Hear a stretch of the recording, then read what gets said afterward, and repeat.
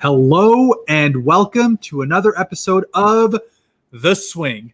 As always, it's your boy HK, and I'm joined by that guy Owais, my co-host, as we come to you every week, Tuesdays, Fridays at 7:30 p.m. Eastern Standard Time to break down all that's going on in the NBA world, the big news, the transactions, the trades, big games, things that could change the NBA landscape. And today, especially with the NBA All-Stars announced and spoiler alert, HK winning, we do have a very special episode in which we not only get to talk about the Raptors getting back into their groove.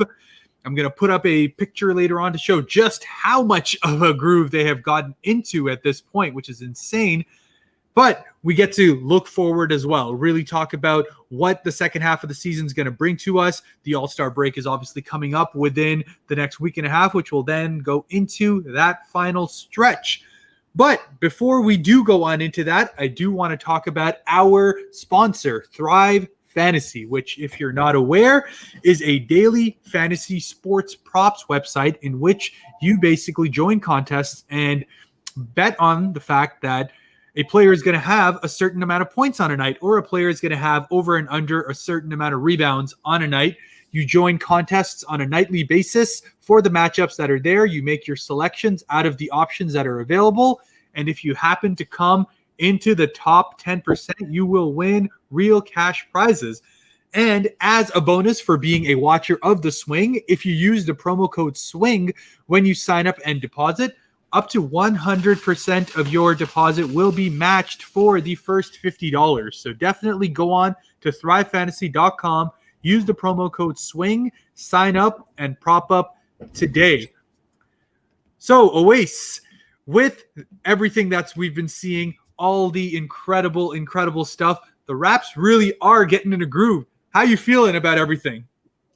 I'm feeling absolutely great, but I actually feel like we should start out with just the picks. You mentioned that you beat me in this all-star reserves kind of challenge, and you did. So congratulations to you. I just tried to pull my Max Kellerman and bring in some diversity here, and some of those picks I just felt like deserved an all-star spot. Honestly, every single one of those guys on that list could easily have been substituted in for any one of those guys. So ultimately, you want to read out the East and the West and show those beautiful visuals. No doubt. Well, first of all, to reiterate and to refresh everyone's memories, these were the NBA All-Star starters that were announced as of the last week. So given that information, we saw that the team captains were going to be LeBron and Kevin Durant on the West and East side, respectively. You get Steph Curry and Doncic in the backcourt to join him. Jokic and Kawhi in the front court to join LeBron. Very much picks itself. I said very, very deserving all-star crew over here on the East. Alongside Durant, you had Kyrie and Bradley Beal that were going to be in the backcourt, while Giannis and Embiid, all of those have been having incredibly great seasons, pretty much MVP caliber for a number of those, especially when it comes down to Jokic and Embiid and those kind of guys, which we don't often see. But what that did leave us with is a lot more interest with regards to who is going to be on the reserves. Because as you said, the season has definitely been very different as far as, not only COVID protocol stopping everything, not only just games getting postponed, injuries happening, but in general, because of that, you are getting so many scenarios in which there are new guys who are deserving of all-star spots. And as a result of it, let's start first and foremost with the All-Stars that were announced on the Eastern Conference. And this is where I definitely want to get some comments in. We see that a number of them have been in selection from both Owais and I, but James Harden, Zach LaVine, Jason Tatum, Julius Randle, Jaylen Brown, Ben Simmons, and Nikola Vucevic are going to be the All-Star reserves for the Eastern Conference. And we talked about the fact that there were a number of guys that were in the running to get their first All-Star appearance. So congratulations, first of all, to Zach LaVine as well as Julius Randle, both of them who who are going to be in their first ever NBA All-Star game. And I'll put up the predictions in a moment over here. But Owais, what do you think about that entire All-Star list that has come up? And people who are watching, what do you guys think about that All-Star list? Do you agree? Do you disagree?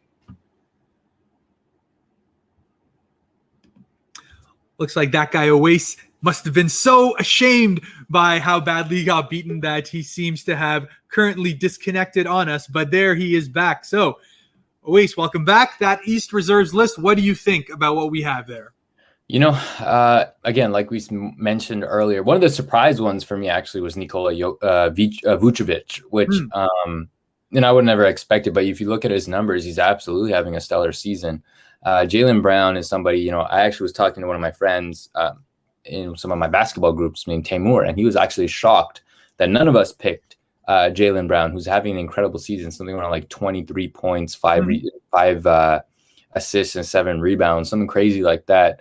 And you compare it to a guy like Tobias Harris, who I picked, and, he's averaging more points, more rebounds, and more assists. So it's pretty crazy. And, we got Hyder over here telling us that Buttar got snubbed.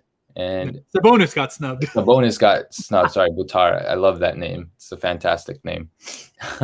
Sounds No, fun. I absolutely agree. And you know what? In general, I looked at that Eastern Reserves list, and the first thing that just jumped to me was that not a single Pacer made it. I mean, to Which me, is sad. yeah, I mean, between Brogdon and Sabonis, at least one should have absolutely gotten in. And I mean, in a scenario where, again, only 24 All-Stars are going to make it, and so many guys are having such a great season, there's always going to be snubs. I mean, we talk about Sabonis being there. He was an All-Star last year, is having an even better season this year. So for him not to make it on a team that is sitting in the 4th to 5th seed area, dealing with big injuries to their star players. Remember, no Karis LeVert for them after the trade, after they found out about his scenario with regards to potential cancerous situation.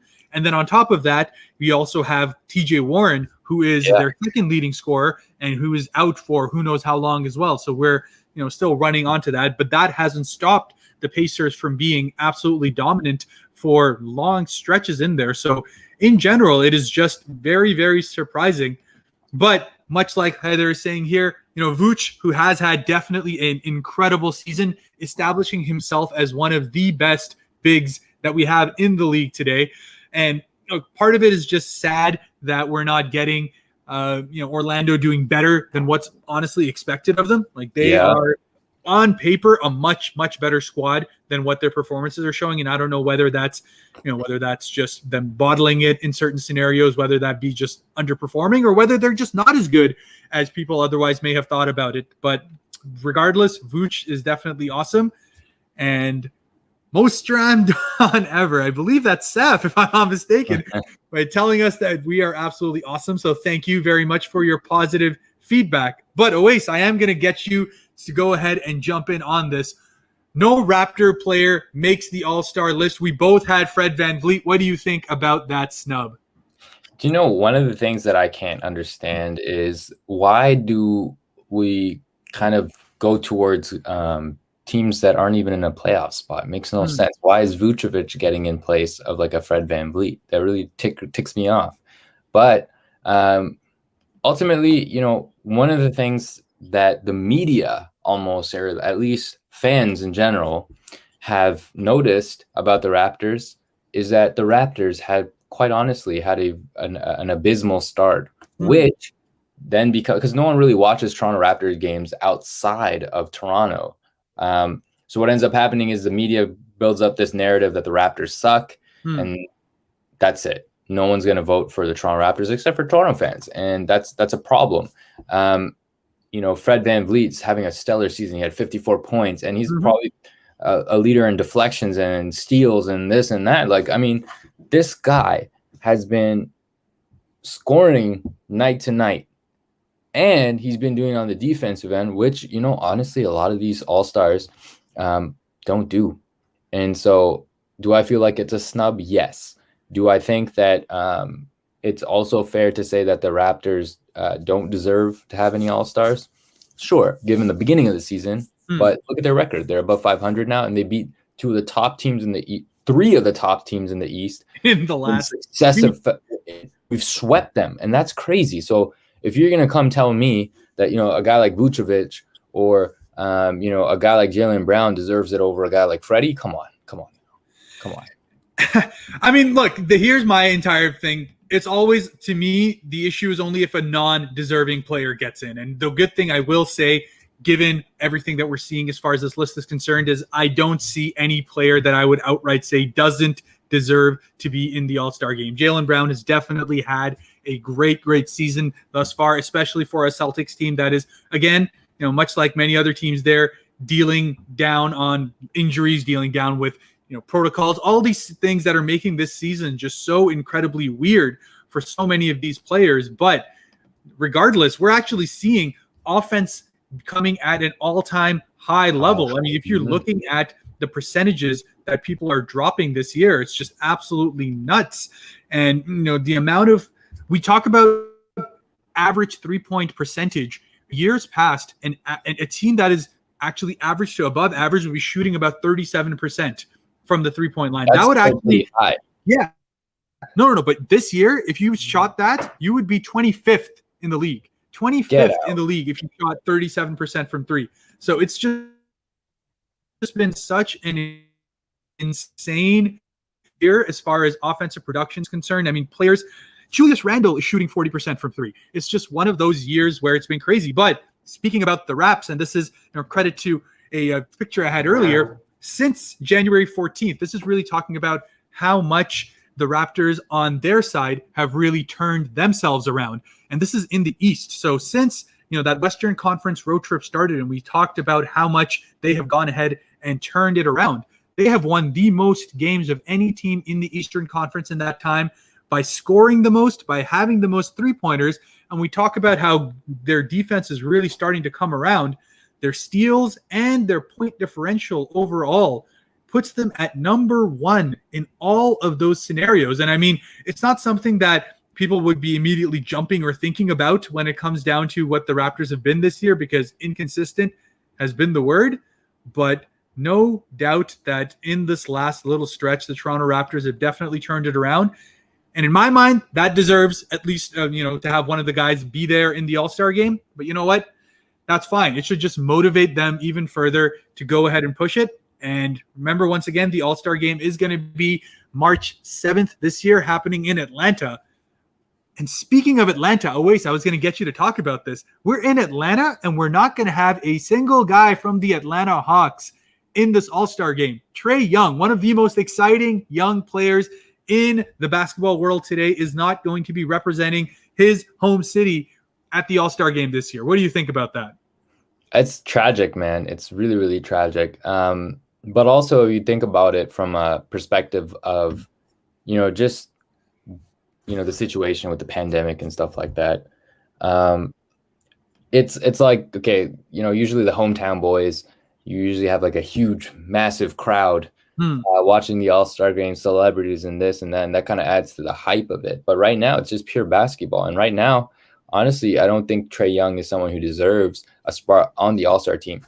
And one thing you got to appreciate about this, and similar to what, most Randon most Ramdon ever, like from Parasite? Awesome. All-Star qualification should come down to an individual having a great year and not a team winning. And so if that's the case, you can argue that Trae might be qualified as a All-Star, but ultimately, I do not think any Trae deserves it over those guys that we have mentioned in those lists. You look at the record and you just look at the way he's playing. I know he's been injured / out here and there, but comes down to this. You should be proud that fans get to vote people in to an extent, but also the top guys, the guys who absolutely deserve it, they're making the list versus a popularity contest. And that to me is exciting as a basketball fan. Yeah, no, it's absolutely fair, because in the end, while it is definitely a popularity contest in the sense that you want to see the most exciting guys, this is for the fans after all. But at the same time, all-star picks and just that kind of exposure is really important to a player's legacy. And remember, for these guys, when you're at this level, it's not about the money for 95% of players at this point. It's about leaving their mark. And remember, as a top level athlete, you only have so long as far as your prime is concerned, as far as your window is concerned. So, for guys like Julius Randle, who is, effectively in his 6th year, but technically in his 7th, played 14 seconds in his 1st year before going ahead and blowing his ACL, which was incredibly sad.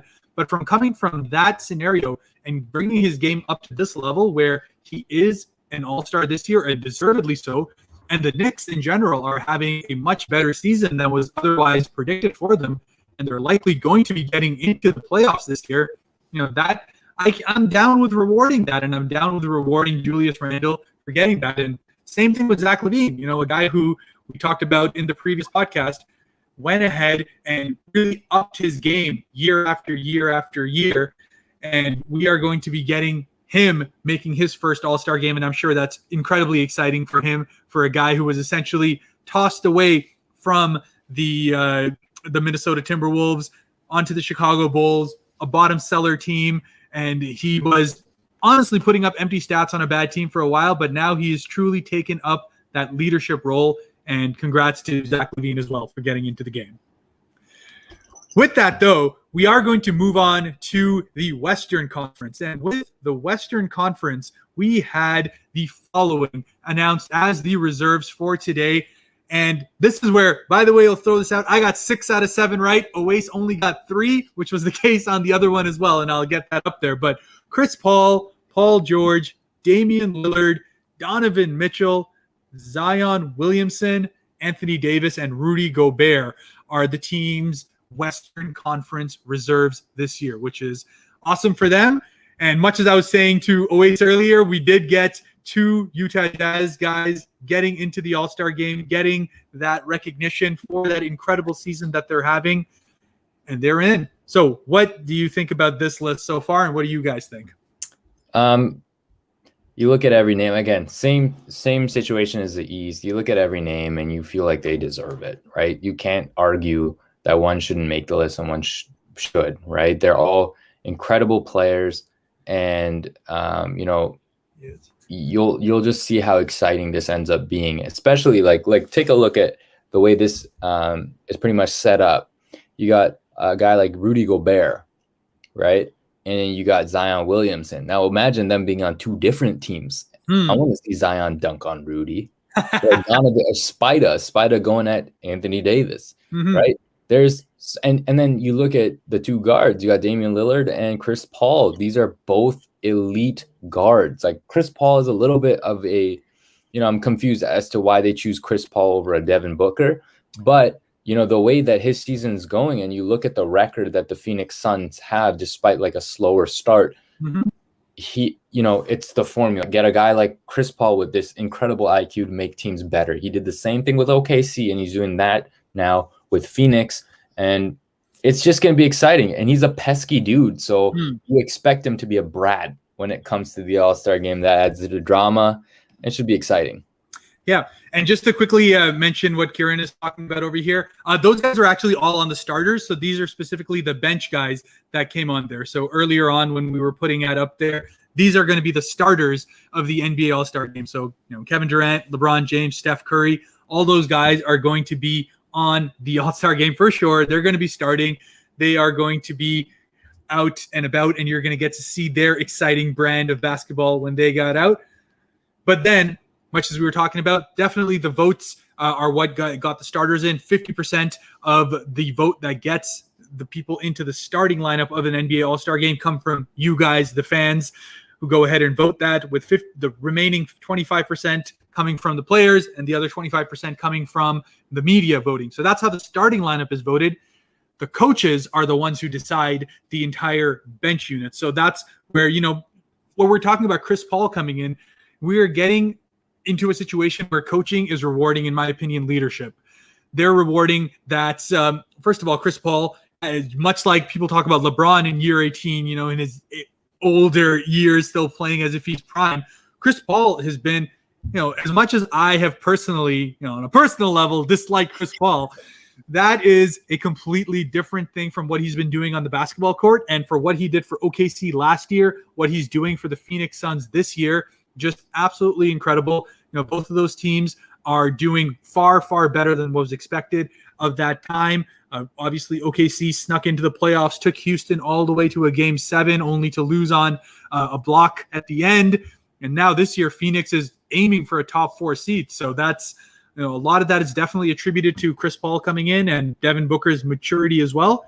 And on that Devin Booker note, though, just so we know, Devin Booker is the one who's actually tipped to be the replacement in case Anthony Davis is not able to make it, which is, it's one of those things where I actually think it kind of works out. First of all, definitely Anthony Davis deserves to be in, even with the injuries and all of that. And I had him on my list. Owais didn't. So another one for me. But if he is not able to make it, then that is going to be a replacement that's coming up there. And maybe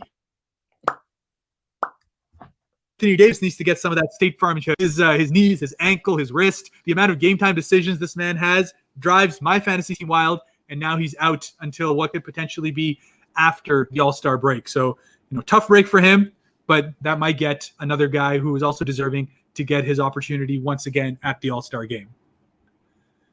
But with that in mind, we've seen the 2 All-Star picks that are going out over there. And before I get to Arham's question here, which is definitely a great one, I do want to let everyone know that for those who have followed the Swing podcast in the past on Instagram, and those who have followed our podcast in general before, know that from time to time, we love doing challenges. We love doing scenarios in which we go up against each other. That guy Owais comes up against HK.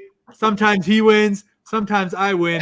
But in the end, the loser always has to take a challenge and post that not only on our Instagram page for the world to see, but on here for you guys to see. So with that in mind, I need you guys to comment. We're going to put it also on our Instagram page, but what should Owais' challenge be for taking the L to HK in terms of picking the All-Star guys? So I got 5 out of 7 right on the East, 6 out of 7 right on the West. Owais got 3 out of 7 on both of them.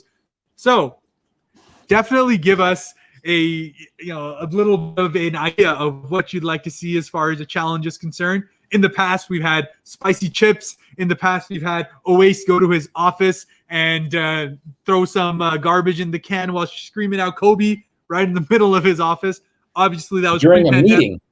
Hey, during a meeting. So there you go. We're willing to do most things. So with that in mind, definitely give us ideas as to what Owais' challenge should be for taking the L in there.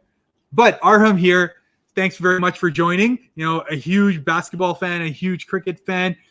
He is asking us, who is the player that you guys are looking most forward to seeing in this upcoming All-Star game? And I'll let that guy Owais go first.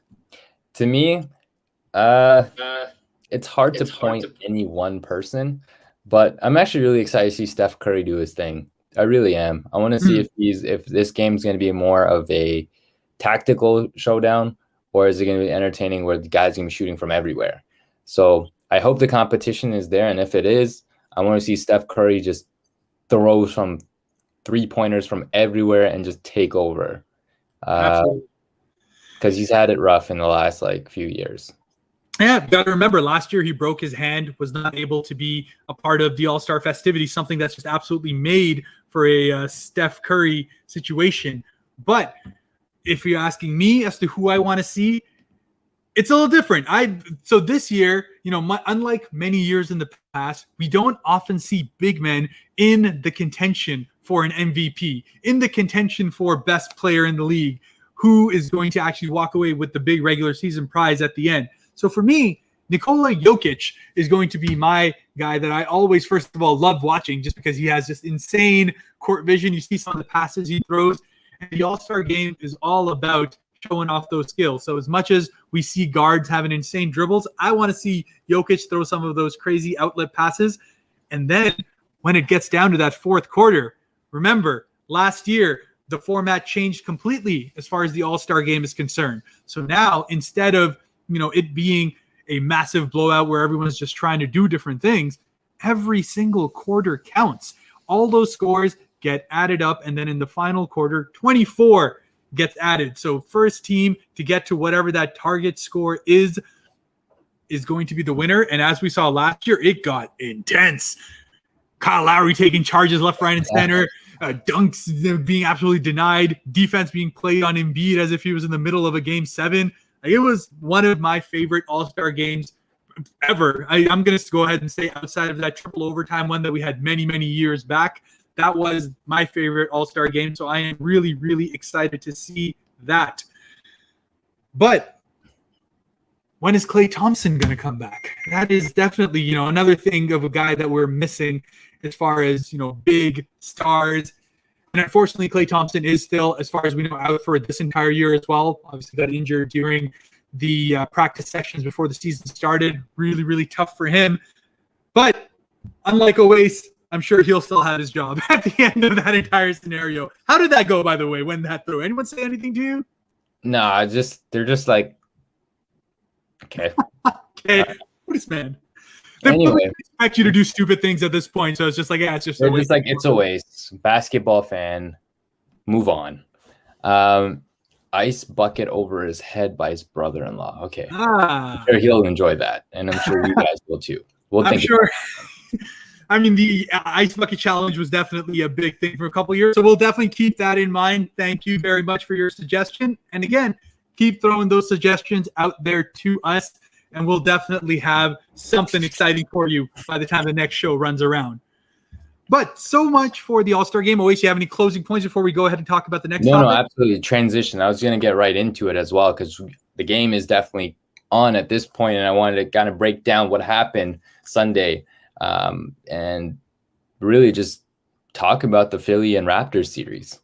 Absolutely. And look, what we have said from earlier in the season as well as part of what has made this season actually one exciting part of it is the fact that not only have teams got that opportunity to play in these scenarios, but they are also playing back-to-back against a lot of these oppositions. So you're getting that chance to not only play them once, but see what kind of adjustments could be made, especially for guys that you may potentially be seeing in a series once the playoff comes around, understanding what their tendencies are, understanding what kind of defensive schemes you can throw up there. Steve Nash, Brooklyn Nets, has talked about this, that the regular season for them is pretty much a huge dress rehearsal for the playoffs. So they're trying everything, especially in these back-to-back matchups, to understand.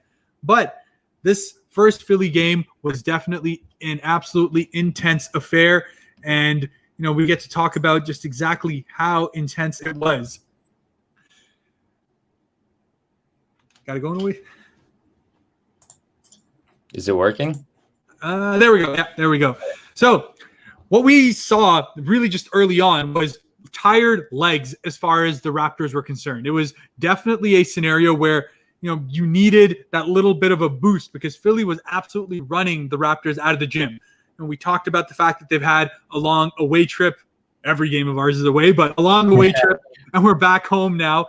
But coming in really late at night and just looking completely out of sorts while Embiid was absolutely running wild on us. And it was just not a pretty first quarter, let's just say that, until it got going. Until it got going. Oh boy, when it got going, it got going. Look at this shot by Pascal. That's what I've been talking about. Use that mid-range. Be looking cute. But, I actually wanted to pinpoint one thing, a.k.a. We talked about Boucher and how he just absolutely took over at one point with his three-point shot with no one checking him. And it just made no sense to me. It was 4 shots later, 5 shots later, they're still leaving this guy wide open. Makes no sense. But one other point that I want to make, and this actually comes down to how effective we've been on the defensive end. You look at, the stat line of a guy like Joel Embiid, and he had about 25 points and about maybe 12 rebounds, something like that. But you look at that 25 points, was it efficient? Absolutely was not efficient. And I'll tell you why. It's because of that big Aussie, Aaron Baines. A lot of guys have been talking really down on a guy like Aaron Baines, but he has been so effective. Now, if we actually go back 2 years, this is a clip from Aaron Baines playing defense against Joel Embiid when he was on Boston, when he had that little man bun going on. And if you take a look where he's forcing Embiid to get the ball. I mean, this is not a bad spot for a big, but the physicality and just being able to hand check and make things uncomfortable for Joel is essentially what he did yesterday as well. And actually, I was able to get a shot chart. If you take a look over here, this is actually an incredible website for anyone who wants to see NBAshotcharts.com. So I was able to pretty much get Joel Embiid's shot chart from yesterday. Now, these three right here, the greens that he scored, were probably early in the game. Whereas look at where he's shooting from: mid-range, all here in, a great spot. But when the physicality is there, it gets a little bit more hard to score, especially on a big guy like Baines. And so this is him in just the entire game. Then you look at when Baines was defending him. This guy only made 3 shots. Look at this. Insane. 16 shots against Baines, only 3 of them go in. Beautiful. And you tell me why this is. The physicality. The Raptors have always had a clinic on Joel Embiid and making sure he doesn't get comfortable and making sure he doesn't get to his spots and forcing shots. I think that's the most important thing. You look at some of these over here on the corner over here of the key and some in the middle. It's all difficult shots for Embiid to make on a guy who's close and just as strong as him. You saw Gasol at one point, held him to 0 points. The Raptors have the formula on Embiid, and even if he had those 25 points, big shout out to Aaron Baines for keeping him in check. And wow. Absolutely. Yeah. On a 6 for 20 shooting night for Joel Embiid, it was definitely him being kept out of what made him comfortable. And as you said, Embiid, who has had an incredibly dominant season, like there's just no two ways about it. He is in the front runner alongside a couple of other guys for that MVP spot because he has just been that damn dominant. And I could see them making adjustments in terms of perhaps getting a little more pin down screens to open him up as well, just to get a little bit of that pressure off him. But what has allowed the Raptors to be just so successful with these guys is making them slow down the game on their end to the point where Philly themselves are just putting really, really late shots up. And we saw that a lot in that third quarter leading into the fourth, which is where the Raptors really pulled away from the Philadelphia 76ers. Look, there were 2 major points in this game where I thought we made that swing run to be able to change the game around. One was definitely the end of that first quarter where, when the legs were dead, when people needed that little bit of inspiration. Usually we get it from our leader, which is Kyle Lowry. Now, unfortunately, Kyle obviously has been out of it, but we got it instead from our new guy on the block, our new leader, Fred VanVleet, who was just absolutely on fire to end that first quarter. Yeah, we're going to see a shot that he's just, even in absolutely broken scenarios, sometimes you just need things to get going. And god damn, look at that. Look at that. He just threw it up, turn around up there. And that's what gets your confidence going. Something like that, just to, get everyone re-energized, get everyone re-engaged with what was happening. And then that's when the Raptors started to get their groove back. Yeah. And that's where they went.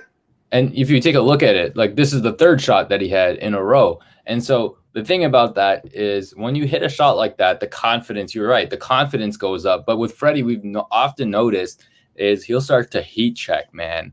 And some days it's great, some days it's not. But on this day, he was on fire in that latter half of the first quarter. And I think this game was literally so back and forth just because, each team is just so immensely talented.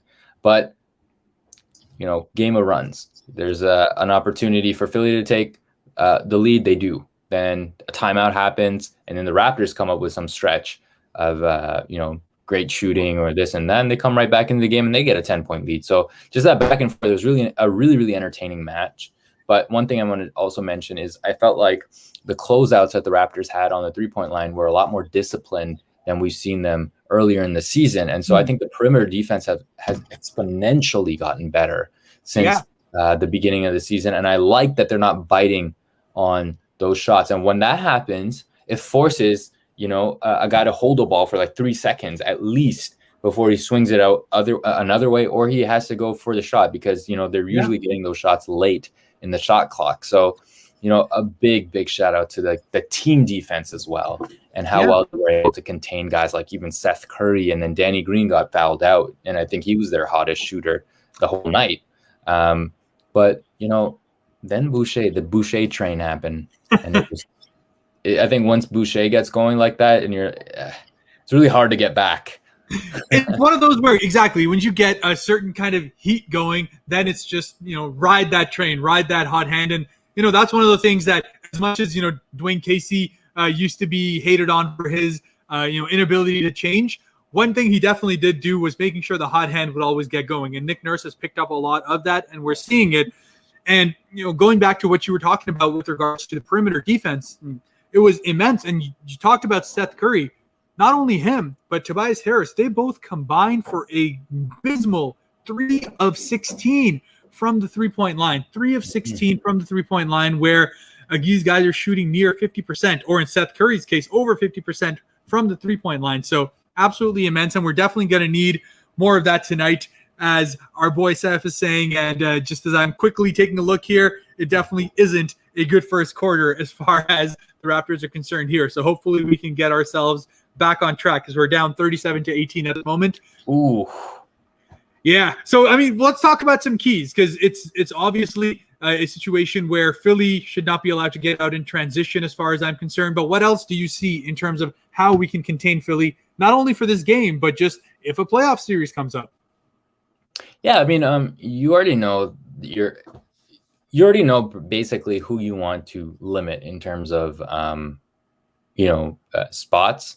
So again, you already have the textbook on Joel Embiid, but what also needs to happen is, if you turn a guy like Ben Simmons into the main ball handler, that's what you want. If you get Tobias the time, that becomes troublesome for us too. We want to make sure that the Tobias that has time is not given the opportunities, because we've seen he's not a great catch and shoot type of guy, and he doesn't like playing that role. And one of the reasons why we won that series against Tobias is we kept him to the outside and to a catch and shoot sort of role back in the Philly-Toronto series where Kawhi hit that game winner. Mm-hmm. So I want to see more horrible percentage shooting from Tobias Harris, and just containing Embiid the best you can, and letting Ben Simmons take the show, honestly. And from the offensive end, do whatever the hell you can to get some buckets.